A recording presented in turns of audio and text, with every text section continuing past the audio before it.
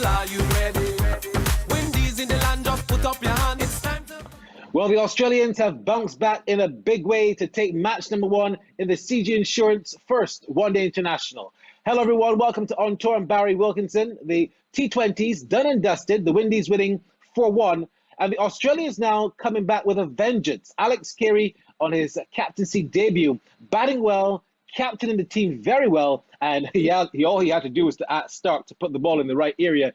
That he did, and the end result was a big victory for Australia by 133 runs against the West Indies, who faltered badly with their batting yet again as match number 1 climaxed at Kensington Oval under some very grey conditions. Let's have a look at the scorecard. The Australians, they won the toss and they decided that they were going to bat first. And when they batted, the West Indies limited them to 252 for 9. They might have been happy with that. That's perhaps the power score there at the Oval, with Josh Philippe making 39. But it was really a top-class innings from the captain, Carey, 67, Ashton Turner 49. They actually put on 104 after the Aussies were 113 for 4, and they were somewhat wobbling.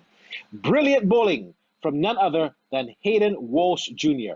5 for 39, and he actually only came into the squad because Roston Chase had to pull out, and that was indeed a blessing in disguise, especially for Hayden Walsh. Azari Joseph bowled quite well, 2 for 40, and Akeal Hussain earlier, 2 for 50.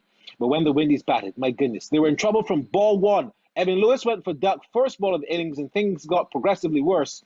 The Windies at one stage were 27 for 6. Yes, I did not stutter.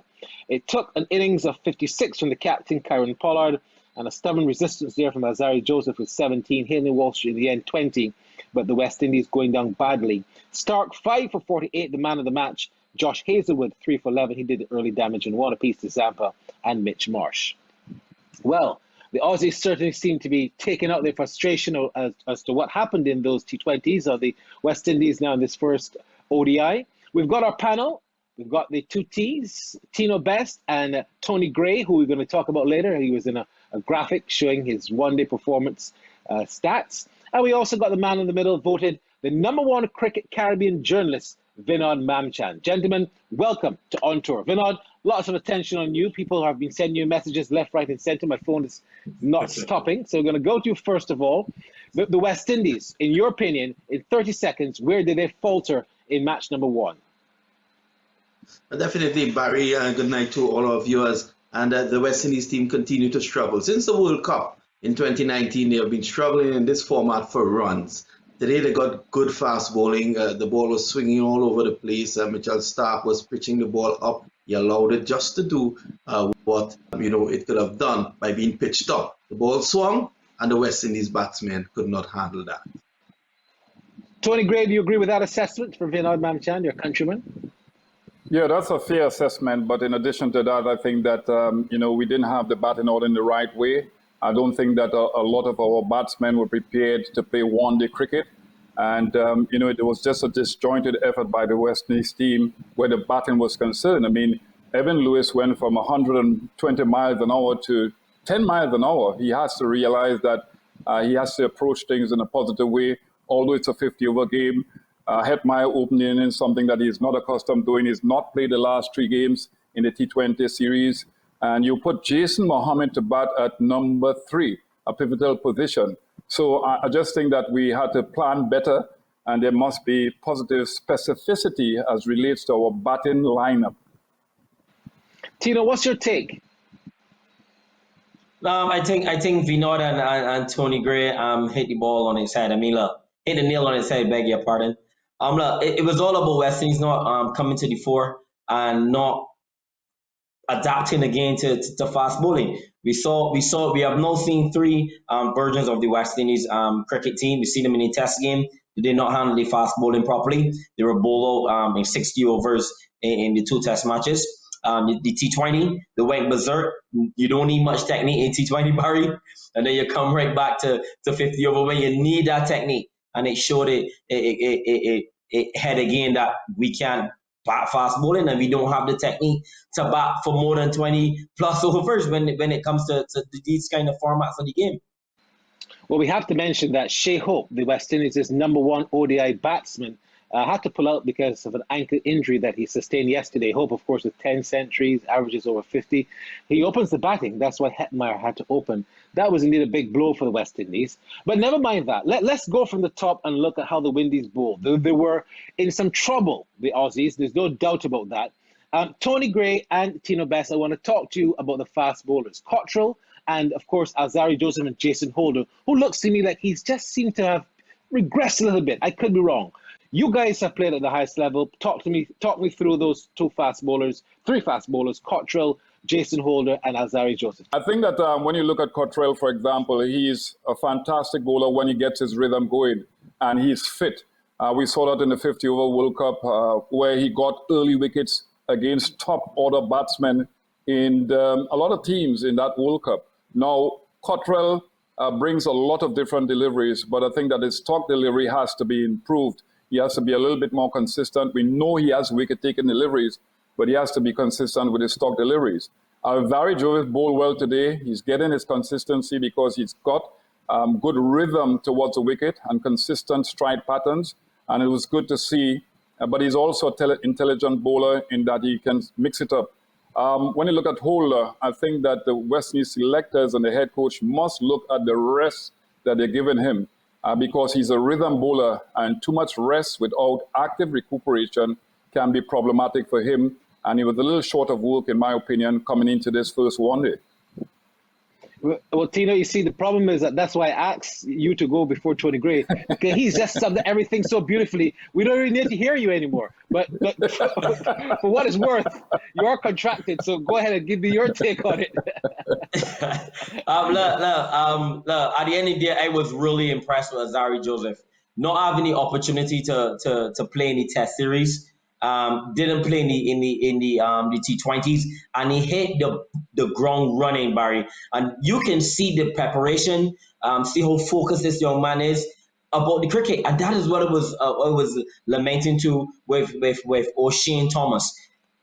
Look at Alzarri Joseph bowling today. He bowled with good pace. Even when he got the opportunity to bat, he batted well also. And look, at the end of the day, I know that what Cottrell could do. He looks a bit rusty as well.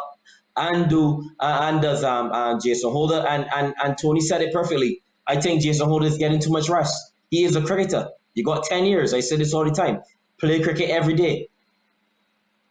I'm going to leave now, Vinod, for you to analyse Hayden Walsh Jr. This is perhaps the most improved man of 2021 in West Indies cricket. How did he bowl, in your opinion, for his fifer?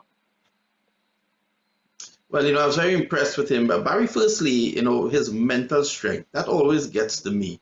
Hayden Walsh is a confidence bowler, and, he's mentally very strong. Of course, his variety is there as well. And, they can take him apart, try to take him apart. He's going to continue coming at them. And that is what has brought so much success to him. He attacks. He's going to attack. He's an attacking bowler, of course, being a leg spinner. And I think he's going to continue to get critical wickets for the West Indies, mainly because of two things. He's mentally tough, and he also shows great variety. Now, you look at that stats, you're looking at some very impressive stats where he has, quote-unquote, ranked as his performance. There's a man there in that sheet that we're looking at, Tony Gray. Do you know Tony Gray, Tino Best? Have you ever seen him? Who's this man, Tony Gray? Come on, Barry. If there's one thing about me, my uncle Carlisle said this all the time.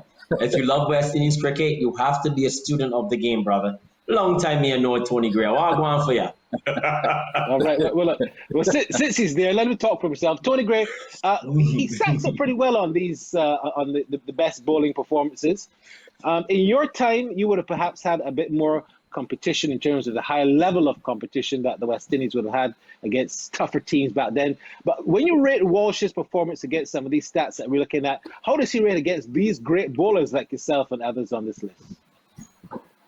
Well, I think that, first of all, wrist spin bowling is perhaps the hardest art in international cricket. It's very difficult for young wrist spinners to control the ball. What we've seen is that he has improved immensely because he's a hard worker. And if he can get wickets consistently, as he has done in the T20 series, and then in this first game, it was a wonderful performance, then I have to rate him highly because of the fact that wrist spin bowling is very difficult. But I've given him a scholarship at the UTE, University of Trinidad and Tobago, because of what Vinod Mamchan has just spoken about. I think that he has mental fortitude. I think that he has the propensity to work hard, and it's just a wonderful performance by him. And definitely he could be a trump card in the T20 World Cup in October. You know, I've asked this question, we've posed this question, Vinod. You remember in 2019, Alex Carey batting against England, he got hit in his face by none other than Joffa Archie. He actually received stitches on the field at Edgbaston. But in that particular match, I remember the great Sir Clive Lloyd saying that he rates Alex Carey extremely high. How did he bat in your opinion, and how do you rate him, Vinod Mamchan? Well, you know, he batted like a leader. He came in, he surveyed the situation, and it required him to show maturity, and this is what he did. He showed a lot of maturity in his approach. He was able to coax runs from the other guys, and that 100-run partnership was very, very critical in the taking Australia beyond 200. I think a score of 225, the West Indies might have thought that that was a very gettable. Things could have been different had they approached their innings differently as well. But take nothing away from Alex Carey. And you know, Barry, you know very well that they make them very tough down under. You saw that today. He's a leader, and he showed that. All right, we're going to take a break on tour. When we come back, we examine the batting of the West Indies, and we must take a minute to look at the fantastic bowling of the man called Mitchell Starc. Stay with us. Time to jump up, people, are you ready? Windies in the land, just put up your hands. The top is time to jump up, people, are you ready? Windies in the land, just put up. Welcome back to On Tour. Then, if you've just tuned in, the West Indies going down by some 133 runs. Very good victory there for the Australians. Tony Gray, what makes Mitchell Starc so successful and such a great fast bowler? You know, I think that he has everything. I think physically he's tall, he's 6'5". He has a wrong arm bowling action that makes him swing the ball at pace. He bowls at 92 miles an hour. So it's very difficult. And what you are seeing from him is late swing too. And he can bowl at any time of the innings. He's a captain's dream. For example, he got wickets with a new ball, came back with the older ball, and he can reverse swing the older ball. And he has a sparing Yorker that is very difficult, especially when batsmen are looking to capitalize on the lower half of the innings, score quickly in the final 5 overs. So he's a handful for any situation with the game against any batsman in world cricket. Tino, I found it crazy, almost ludicrous, that Josh Hazlewood was left out of the 2019 World Cup squad when I think he's one of the better bowlers in Australia, himself, Cummings and Starc. Josh Hazlewood is a top dog, and the way he bowled today, he had 3 for 10 quite early. At one stage, I thought he was going to be the man to get the fifer. What is so good about Josh Hazlewood, Tino, being a former fast bowler? Well, height hitting the seam consistently, and he has a beautiful action. He has a Glenn McGrath type of action that is he repeats it over and over, and he just does well. When it comes to West Indian batters, to be honest, Barry, facing that kind of bounce and pace, and Mitchell Starc has the pace, but Josh Hazlewood has the bounce, and he bowls the ball in front of you. He makes you play at deliveries, and I think that's what makes him such an incredible bowler, his accuracy. And look, he's going to go from strength to strength. Obviously, Pat Cummins is missing, and that's a brilliant bowling attack, Barry. I've been saying it for maybe 3-4 years now. I think West Indies were the second best bowling attack after them as well in Kemar, Shannon Gabriel, and Nazari Joseph, and Jason Holder. Don't let me forget that. I think we were at number 2 right behind them. So really and truly, I think that the Australians have a formidable pace attack, Barry, and they're just going to get better and better. Well, I'm not sure if you could put them at West Indies at 2 with the South Africans there with their attack, but I understand what you're saying. Vinod, I come to you to talk to you about your countryman, Kyron Pollard. 12 half centuries in his career as, of course, playing for the West Indies. And he batted very sensibly in getting the only half century for the West Indies. What made that knock special, and could he have gone on to do something a bit more to win the game for the Windies? Your thoughts on him and the batting of the Windies, Vinod Mamchan? Yes, Barry, Kyron Pollard showed a lot of maturity. He has been showing that at this stage of his career. He always tend to do well against the Australians. Reminds me of Larry Gomes, not in the pace at which he gets his runs, but Larry Gomes was another Trinidadian who also loved Australian bowling.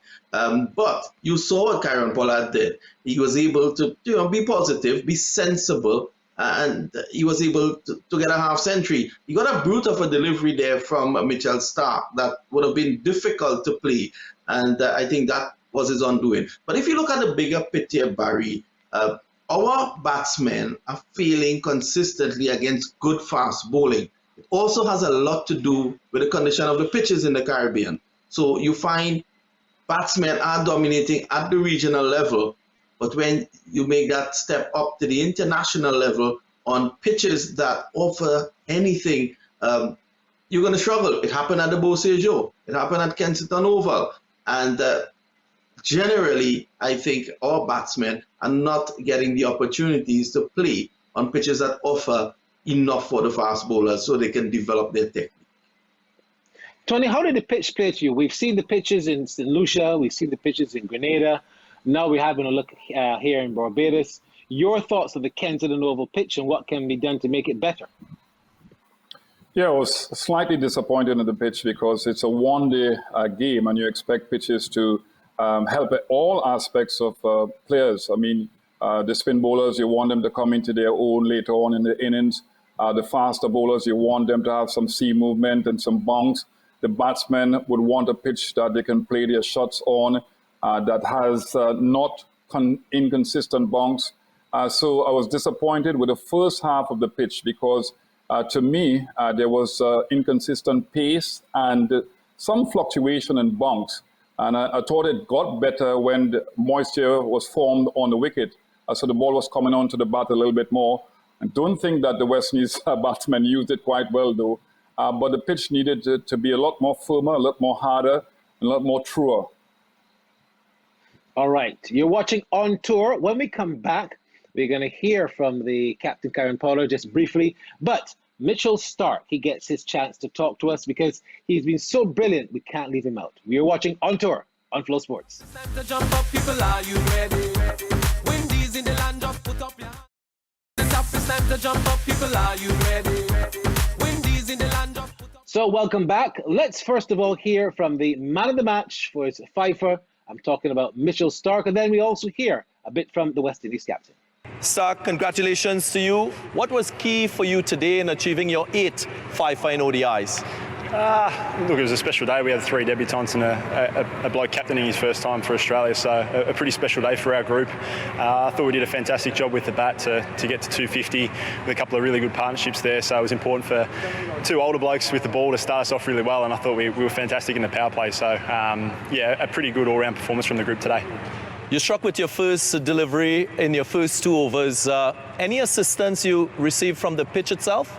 We thought maybe it was a little bit variable bounce and a bit different pace there, but there's a little bit of swing early, which fortunately helped us a little bit there. So yeah, it was just a nice start with the ball to carry on from a bit of momentum with the bat. So it was a nice way to get into our bowling innings. Kyron making his way back into this West Indies white ball team after injury. Kyron, congratulations on your innings. Let's talk a little bit about your bowling first. How did you rate that effort? I think we did pretty well. I think power score here is about 260, 270, and being able to restrict them to 250 odd, I think was a fantastic effort by the bowlers. If I'm brutally honest, I thought we gave away about 20, 25 runs too much in the field with a couple of free breeds as well. Great stuff. Congratulations to Starc. Windies must wheel and come again in match number 2. Now, I want to talk to you, Vinod, about this new Super League system, the terms of the points. The Windies are now what? I think they're 8th or 9th, but they're the top 8. Those are the ones that will qualify automatically for the Cricket World Cup in 2023. Windies have a lot of work to do to climb from the bottom of that path. What must happen, Vinod, in terms of charting their path, in terms of getting these victories? What must they do different to try and get these victories under the belt and not go through another qualification phase?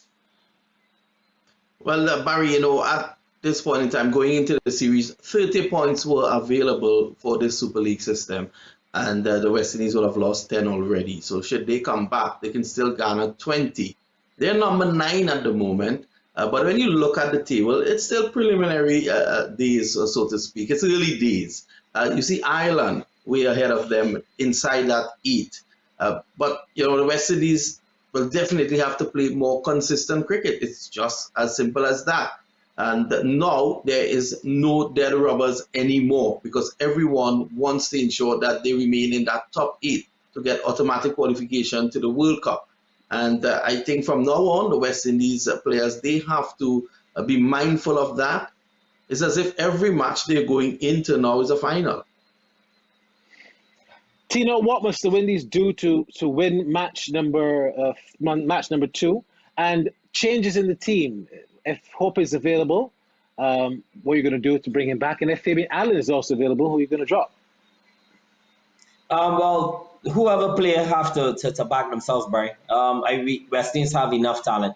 When you look at the team on paper today, there's so much talent. There's so much players that can win the game for you.